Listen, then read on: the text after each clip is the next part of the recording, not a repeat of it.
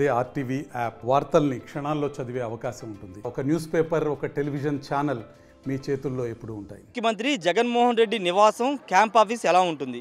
ఇది కొన్ని కోట్ల మందికి ఎదురైన ప్రశ్న. ఎలా ఉంటుంది అసలు, ఆ నివాసం ఎలా ఉంటుంది, ఆ దరిదాపుల్లోకి మనం వెళ్ళగలుగుతామా అనే ఒక ప్రశ్న 5 ఏళ్లకు ఎదురైంది. కానీ ఇప్పుడు ఎన్డీఏ కూటమి అధికారంలోకి వచ్చిన తర్వాత తాడేపల్లిలోని జగన్ ఉంటున్న నివాసం పక్కన అది ఒక ప్రభుత్వ R&B రోడ్డు, ఆ రోడ్డుని ఆక్రమించి వ్యక్తిగత రోడ్డుగా నిర్మించుకున్నారు. దాదాపు 1.5 కిలోమీటర్ల రహదారిని ఆక్రమించుకుని వ్యక్తిగత రహదారిగా మార్చుకున్నారు. R&B నిధులు దుర్వినియోగం చేసి మార్చుకున్నారని చెప్తున్నారు. ఒకసారి మీరు చూస్తున్నదే ఇదే జగన్మోహన్ రెడ్డి క్యాంప్ ఆఫీసు, అదేవిధంగా పక్కన ఉన్నది కూడా ఆయన నివాసం. ఈ రెండు చూడడానికి అంటే చాలామంది ప్రయత్నాలు చేశారు, కానీ దరిదాపుల్లో కూడా 5 ఏళ్ల కాలంలో రాలేని పరిస్థితి. ఒకసారి చూస్తే కనుక క్యాంప్ ఆఫీస్కి ఇంటికి చుట్టూ మొత్తం కూడా ఐరన్ ఫెన్సింగ్, దాదాపు ఒక చాలా ఎత్తులో ఐరన్ ఫెన్సింగ్ ఏర్పాటు చేశారు. లోపల బిల్డింగ్లు సైతం మనకు కనబడిన విధంగా ఫెన్సింగ్ అయితే ఐరన్ ఫెన్సింగ్ వేసేశారు. ఎందుకంటే భద్రతా ప్రమాణాలు, భద్రతా కారణంగా థ్రెట్ ఉంటుందనే కారణంతో అధికారంలోకి వచ్చిన 3 నెలల్లోనే ఇలా పూర్తిగా ఫెన్సింగ్ వేసేశారు. ప్రస్తుతం ఈ రహదారిని 1.5 కిలోమీటర్ రహదారిని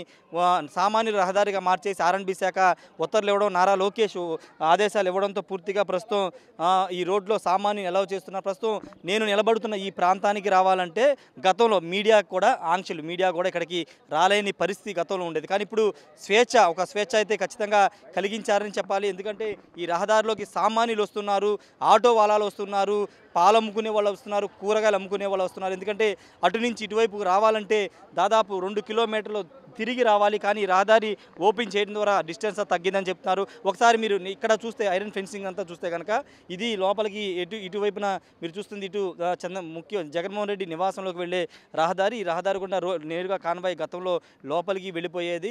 లోపల చూస్తే మనం అక్కడ సెక్యూరిటీ ఆపుతారు, తర్వాత అక్కడి ఆ గేట్ నుంచి ఇంటిలోకి వెళ్ళే అవకాశం ఉంటుంది. గతంలో వచ్చినటువంటి సెలబ్రిటీలు చిరంజీవి వీళ్ళంతా సైతం ఇక్కడే కారు దిగి ఇదంతా నడుచుకుంటూ లోపలికి వెళ్ళారు. ఎందుకంటే గతంలో ఆంక్షలు అలా ఉండే. మహేష్ బాబు, ప్రభాస్ అంతా కూడా ఇక్కడ కారు దిగి లోపలికి ఇంట్లోకి నడుచుకుని వెళ్ళిన దృశ్యాలు కూడా మనం గతంలో చూసాం. క్యాంప్ ఆఫీస్ అంటుంటారు, గతంలో క్యాంప్ ఆఫీస్గా ఉపయోగించిన కార్యాలయంలోకి ఎవరు వచ్చినా ఇక్కడ దిగాల్సిందే. దిగి లోపలికి అక్కడి నుంచి ఆ గేట్లో నుంచి లోపలికి వెళ్ళాలి. సామాన్య కార్యకర్తలు అసలు ఇక్కడికి రావడానికి అవకాశం ఉండేది కాదు. కానీ ప్రస్తుతం పూర్తిగా ఆంక్షలన్నీ ఇప్పుడు వచ్చిన ప్రభుత్వం ఎత్తివేయడంతో ఇది ఒక R&B రహదారిగా సామాన్యులకి కల్పించిన రహదారిగా చూస్తున్న నేపథ్యంలో ఒకసారి చాలామంది కార్యకర్తలు ఆయన కలవడానికి వస్తున్న నేపథ్యం అయితే చూస్తున్నాము. వాళ్ళంతా కూడా వెయిట్ చేస్తున్నటువంటి దృశ్యాలు మనం చూస్తున్నాము. ఒకసారి కార్యకర్తలందరూ కూడా జగన్ని కలవడానికి వస్తున్నారు. అయితే ఇక్కడ సెక్యూరిటీ వాళ్ళు వాళ్ళని కలవ చేయట్లేదు. మీరు లోపల చూస్తున్నటువంటి ఆ ఇంటి లోపల చూస్తున్న ఇదంతా కూడా అదంతా నివాసం, ముఖ్యమంత్రి నివాసానికి సంబంధించిన దృశ్యాలు మీరు ఎక్స్క్లూజివ్గా చూస్తున్నారు. ప్రస్తుతం వైసీపీకి సంబంధించిన కార్యకర్తలు కొంతమంది ఉన్నారు, వాళ్ళతో మాట్లాడదాం. మీరు ఎక్కడి నుంచి వచ్చారండి? సార్, అనంతపురం జిల్లా ఉరుకొండ కాన్స్టిట్యున్సీ సార్ మాది. యాక్చువల్గా నాకు వాళ్ళ డాడీ అంటే రాజశేఖర రెడ్డి, రాజిరెడ్డితో నాకు మంచి సంబంధాలు ఉండేది సార్. నేను కేవలం సెల్ఫీ కోసం వచ్చా. కానీ ఇక్కడ వచ్చిన తర్వాత వీళ్ళు ఏం చేస్తున్నారో తెలుసా, మాకు లోకల్గా ఉన్న క్యాండిడేట్లు వాళ్ళ డిస్ప్యూట్ వచ్చి నా మీద ఆయన మీద వీళ్ళకి చెప్పుకుంటూ వాళ్ళే కారణం, దీనికి మెయిన్ కారణం లోకల్గా ఉన్నటువంటి నాయకులు. తర్వాత ఇక్కడ మేము అక్కడికే ఉన్నాం సార్. 3 days అయింది వచ్చి ఇక్కడికి వచ్చి కలవడానికి. అంతే, మేము ఏం 3 days అయింది మీరు ఇక్కడ వచ్చి? 3 days అయింది సార్. ఇక్కడ రానిలేదు సార్. 3 days నుంచి రానిలేదు. ఈ రోజు ఏదో క్లియర్ చేశారంట. ఏదో మనకు పాలిటిక్స్ అవసరం లేదు. నేను కేవలం సెల్ఫీ కోసం వచ్చాను సార్, జగన్ సార్తో సెల్ఫీ దిగడానికి. భయ్యా, మీరు చెప్పండి, అసలు ఇక్కడికి ఇంతకుముందు ఎమ్మెల్యేలు కూడా రావడానికి పర్మిషన్ కావాలి, మంత్రులు రావడానికి ఇక్కడ పర్మిషన్ కావాలి. ఈరోజు కార్యకర్తలుగా మీరు ఇక్కడ దాకా రాగలుగుతున్నారు, ఏం చెప్తారు? సంతోషకరమైన విషయమే. ఇప్పుడు జగన్ సార్ కలిసేదానికి మేము ఉరుకొండ నుంచి వచ్చాము. ఆంక్షలు తొలగించారు, సంతోషం. అనుకుంటున్నాం సార్, కలవాలి అనుకుంటున్నాం. తప్పకుండా కలుస్తాను కూడా అనుకుంటున్నా. అవసరం లేకుంటే మాత్రం ధర్నా కూడా చేద్దానికి సిద్ధంగా ఉన్నా. ధర్నా కూడా చేస్తా. Okay, thank you sir. 3 రోజుల నుంచి వెయిట్ చేస్తున్నారు. కానీ ఇది 3 రోజుల నుంచి వెయిట్ చేస్తున్నారు. తర్వాత ఈరోజు ఇక్కడ ఆంక్షలు తీసేయడంతో వీళ్ళు గేట్ వరకు రాగలిగారు. కానీ లోపలికి ఎలా చేయట్లేదు. ఒకసారి మీరు చూస్తున్నది అంతా కూడా జగన్ ఉంటున్న నివాసమే. లోపల పెంకుటిల్లా కనబడుతున్నారు. అదంతా కూడా పైన ఇది ఒక లోపల ప్యాలెస్ లాగా ఉంటుంది. ఆ తాడేపల్లి ప్యాలెస్ అంటూ టీడీపీ నేతలు పదే చెప్పేవారు. అదే స్థాయిలో ప్యాలెస్ లాగానే లోపల ఉంటుందనేది చాలామంది చెప్తున్నారు. ఇది క్యాంప్ కార్యాలయంలోకి వెళ్ళే మార్గం. సామాన్యులు సైతం ఇక్కడికి వచ్చి ఆయన కలవడానికి ప్రయత్నాలు చేస్తున్నారు, కానీ అనుమతి లేదని ఆపేస్తున్నారు. కానీ ఇక్కడికి రావడానికి ఎన్నో వ్యయ ప్రయాసాలు వచ్చేవాళ్ళు వాళ్ళంతా కూడా ఇప్పుడు ధైర్యంగా జగన్మోహన్ రెడ్డి నివాసానికి గేటు దగ్గరకు అయితే రాగలుగుతున్నారు. గతంలో ఈ రహదారి అనేది ఒక అంటే రాష్ట్రపతి భవన్లో ఢిల్లీలో ఏ విధంగా ఉంటుందో ఆంక్షలు, అదేవిధంగా ఈ రహదారిలోకి రావాలంటే అసలు అడుగు పెట్టాలంటే ఎన్నో ఆంక్షలు ఉండే, ప్రస్తుతం ఆంక్షలను తొలగిపోవడంతో చాలామంది సంబరాలు చేసుకుంటున్నారు. ముఖ్యంగా తాడేపల్లిలో నివాసం ఈ రహదారి ఆనుకుని చాలామంది ఉంటారు, వాళ్ళంతా కూడా సంబరాలు చేసుకుంటున్నారు. అంతేకాదు ఈ ఫెన్సింగ్ అంటే ప్రభుత్వ నిధులతోనే ఈ ఐరన్ ఫెన్సింగ్ అంతా కూడా వేశారని చాలామంది ప్రభుత్వం కూడా ఆరోపణలు చేస్తున్న నేపథ్యంలో అసలు ఎంత ఖర్చు పెట్టారు, ప్రభుత్వ ధనాన్ని వ్యక్తిగత బిల్డింగుల కోసం ఉపయోగించారు, దీనికి సంబంధించి నిధులు ఆర్ఎన్బి నుంచి ఎంత నిధులు తీసుకున్నారు, లేకపోతే ఇతర శాఖ నుంచి ఎంత నిధులు తీసుకున్నారనే మొత్తం అంచనాలు కూడా సిద్ధం చేస్తున్నారు. నిబంధనల విరుద్ధంగా గనక ఈ నిర్మాణాలు చేసి ఉన్నా, లేకపోతే నిధులు ఖర్చు పెట్టి వ్యక్తిగత అంటే సొంత భవనాలుగా ఈ రెండు ఉన్నాయి కాబట్టి వాటికి ఉపయోగిస్తే కనుక ప్రభుత్వం చర్యలు తీసుకునే అవకాశం అయితే కనబడుతుంది. ఖచ్చితంగా మీరు చూస్తున్నటువంటి ఆయనకున్నటువంటి క్యాంపు కార్యాలయము ముఖ్యమంత్రి నివాసముని దాదాపు 2019 మే 23 తర్వాత బహుశా ఎవరు ఇక్కడికి వచ్చి ఉండరు, దాదాపు 5.5 సంవత్సరాల తర్వాత జూన్ 17వ తేదీన మళ్ళీ రహదారిలోకి వచ్చి ఈ నివాసాన్ని కానీ లేకపోతే ఈ రోడ్డును కానీ చాలామంది చూస్తున్నారు.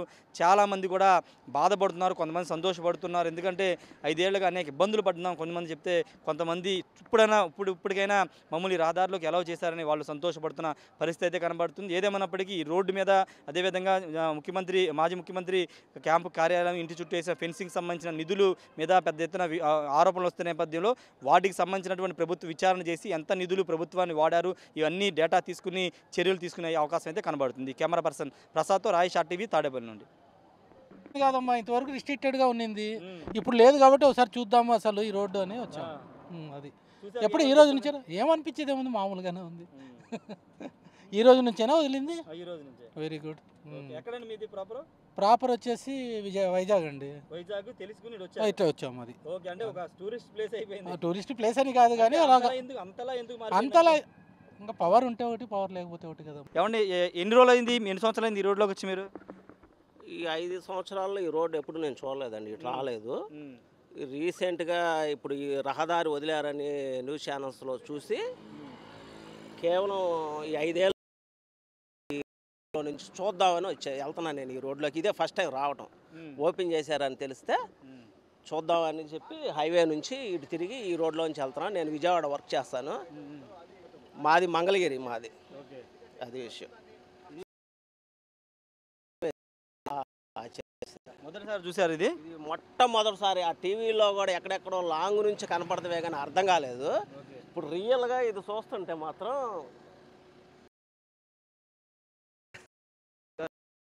రోజుల తర్వాత ఇక్కడికి వచ్చామని చెప్తున్నారు. కారుల్లో కూడా ఇటు వెళుతూ ఉన్నారు. మొదటిసారి అలౌ చేయడంతో వాళ్ళంతా కూడా ఇటు కారుల్లో వచ్చి అసలు మాజీ ముఖ్యమంత్రి క్యాంప్ ఆఫీస్ ఎలా ఉంటుంది ఏంటని చూద్దామని వస్తున్నారు.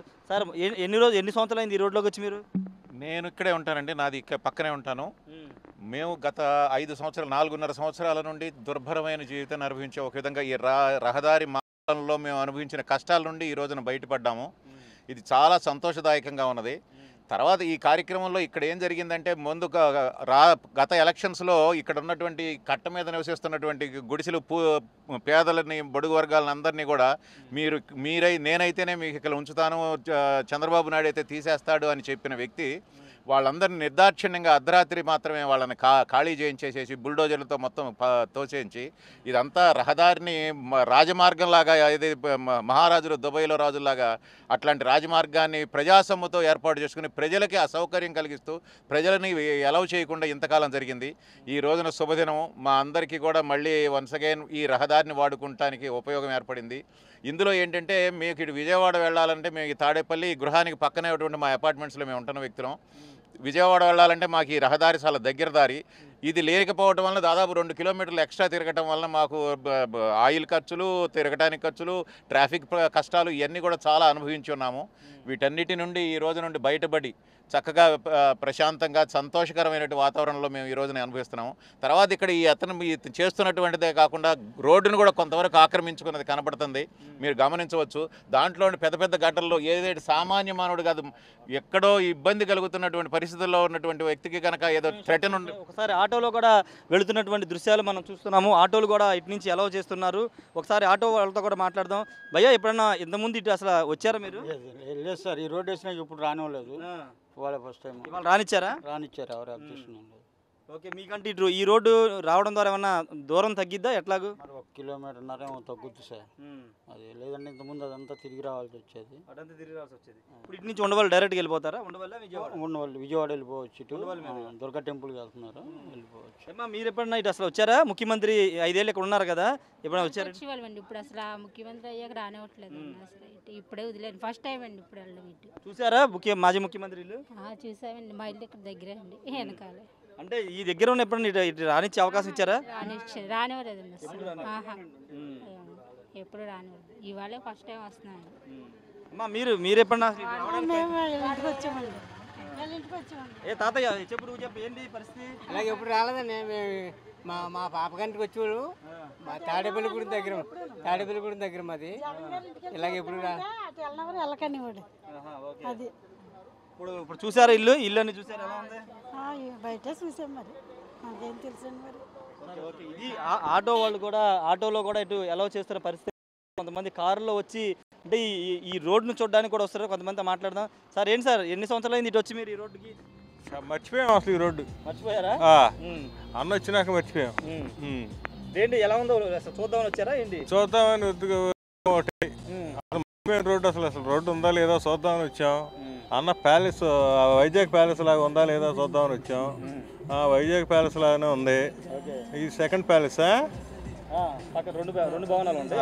అదే వైజాగ్ ప్యాలెస్ లాగే ఇది సెకండ్ ప్యాలెసా? తాడేపల్లి ప్యాలెస్. ఇది వైజాగ్ ప్యాలెస్ చూసాం. నెక్స్ట్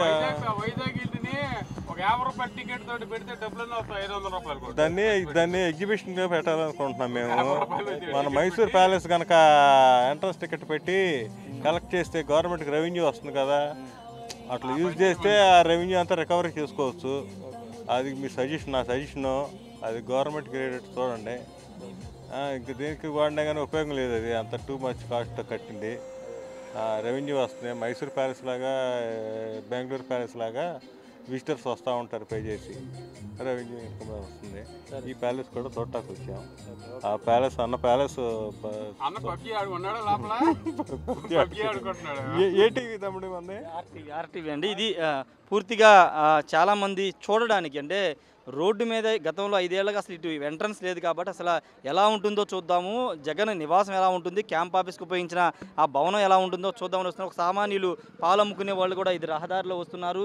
ఇంతకుముందు ఐఏఎస్ అధికారులు కానీ ఎవరైనా ఎమ్మెల్యేలు మంత్రులైనా లోపల నుంచి కార్ నెంబర్ మెసేజ్ చేస్తేనే బయటికి రావడానికి అవకాశం ఉంటుంది. కానీ ప్రస్తుతం సామాన్యులు సైతం ఇక్కడికి వచ్చి ఈ రోడ్లో వెళుతున్నారు.